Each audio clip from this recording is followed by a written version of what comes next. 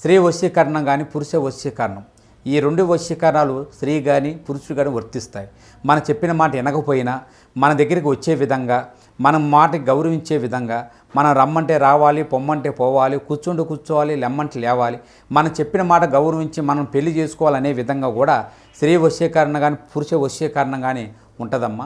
ఈ వశీకరణం అనేది వాళ్ళకి ఏ విధంగా ఎవరి గురించి మనం చేయాలనుకుంటున్నామో వాళ్ళ పేరు మీద కూడా ఆ వశీకరణం పట్టుకొని ఆ మంత్రం ఒకటి చెప్తాను. ఆ మంత్రం మీరు జపించగలిగారంటే, ఆ వశీకరణం పట్టుకొని ఆ మంత్రం జపిస్తే 11 రోజుల్లో ఆ వ్యక్తి, నువ్వు ప్రేమించిన వ్యక్తి కానీ, అమ్మాయి కానీ, అబ్బాయి కానీ 11 రోజులు మీ దగ్గరికి వచ్చేది ఖచ్చితంగా గ్యారెంటీగా జరుగుతుంది. ఈ రోజున దేవుడు పగబట్టి మీ మీద ఇలా చెయ్యబోతున్నాడు. ఇది పరీక్షగా భావించండి. మీరు చాలా చాలా జాగ్రత్తగా ఉండండి. ఈరోజు ఏం జరగబోతుందో వీడియోలో చూసి తెలుసుకుందాము. వీడియో నచ్చితే తప్పకుండా ఒక చిన్న లైక్ చేసి మమ్మల్ని సపోర్ట్ చేయండి. ఇక ఆలస్యం లేకుండా వీడియోలోకి వచ్చేద్దాం. ముఖ్యంగా ఈ రోజున దేవుడు అతిపెద్ద శిక్ష వేయబోతున్నాడు. పరిస్థితులు మీపై పగబట్టాయి. ఒక సమస్య తీరాక ఇంకొక సమస్య అన్నట్లుగా మిమ్మల్ని ఊపిరాడనివ్వకుండా ఈ శిక్ష రాబోతోంది.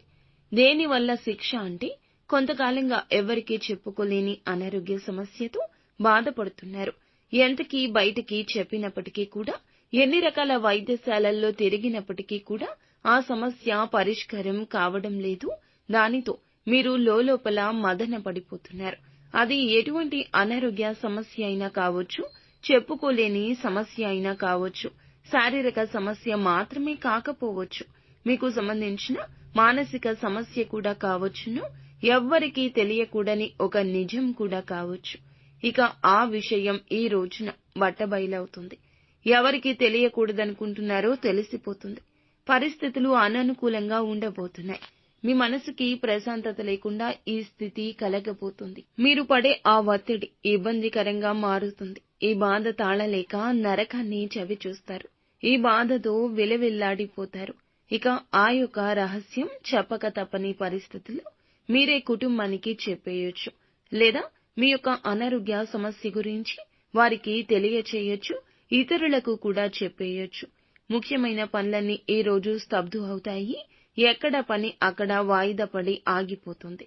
తత్ఫలితంగా ఉన్న అవకాశాలు, రాబోయే అవకాశాలు కూడా చేజార్చుకోవచ్చు.